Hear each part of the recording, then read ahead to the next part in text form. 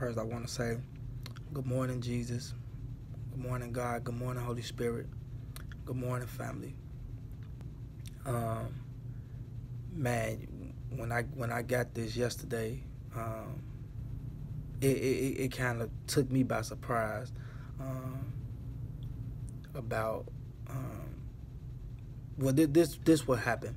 I was at home. I was cleaning up, and my youngest daughter of 10. I have 10 children. I have 11 altogether, 10 biological, one through marriage. Um, my youngest daughter, the baby out of all of the children, all 11, she came upstairs. She said, "Daddy, um, my brother just told me that Mama is not my mama," and she was referring to my wife. Is not her mother. Was my son told her, my youngest son told my youngest daughter that my wife was not her mother. Well, she knows that my wife is not her biological mother, but she still calls her mom. My daughter's mother, her biological mother, lives in Vegas. I have like 6 of my children, biological children, stays with me and my wife, and they mom, they don't stay in Wisconsin. They stay in different states. So when she told me that, I said, okay. I was in the midst of cleaning my house, so I said, okay, just go back downstairs in the basement. I'll take care of it. So I'm cleaning. I'm thinking, and I'm asking God, how do I handle this situation without yelling and hollering in the midst of me trying to figure it out? I get a text message. My wife texted me. She said, "You're not going to say nothing to him about it."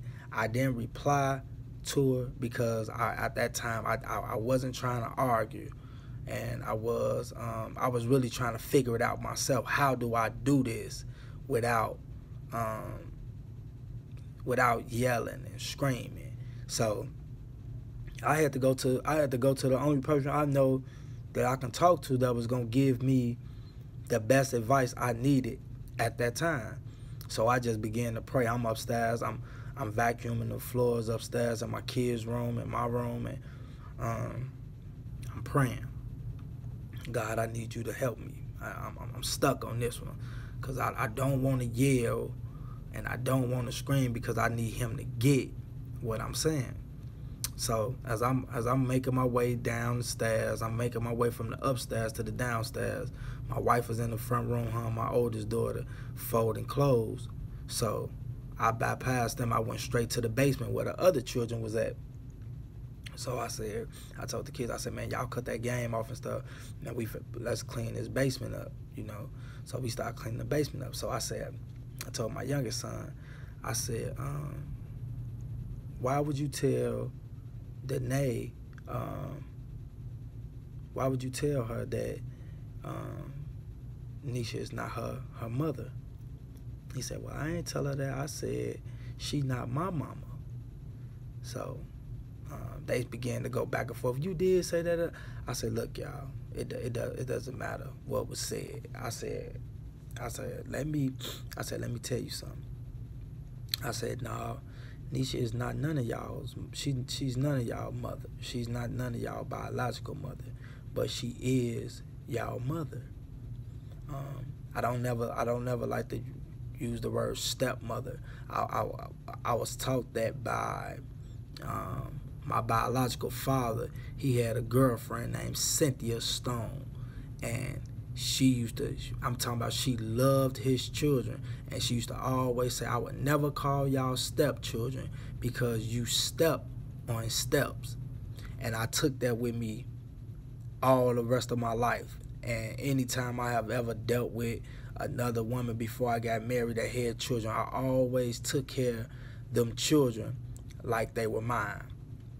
And I thank her for that. And right now to this day, she still calls me son. And I thank her for that. So I said, well, listen, I didn't yell, I didn't scream. I said, listen, well, Nisha, she love y'all like y'all her children. I said, she feeds y'all, don't she? He said, yeah. I said, she wash y'all clothes, don't she? They said, yeah. I said, she folds y'all clothes, don't she? They said, yeah.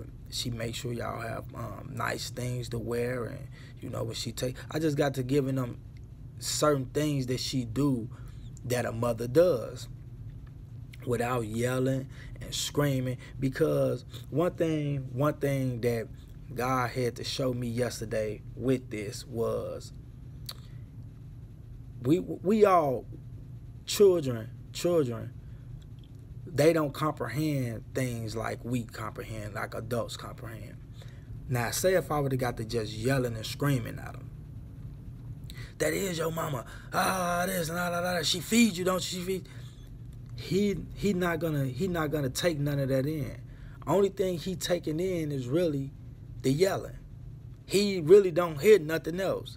So I'm not really making him understand what I'm trying to get him to understand by yelling. That's just like a child about to run out in the street and you yell, hey! The child jump and run to you and start crying. The child didn't start crying because they saw the car coming, because if they would have saw the car coming, they would have never ran. The child ran to you and started crying because you yelled and you scared them.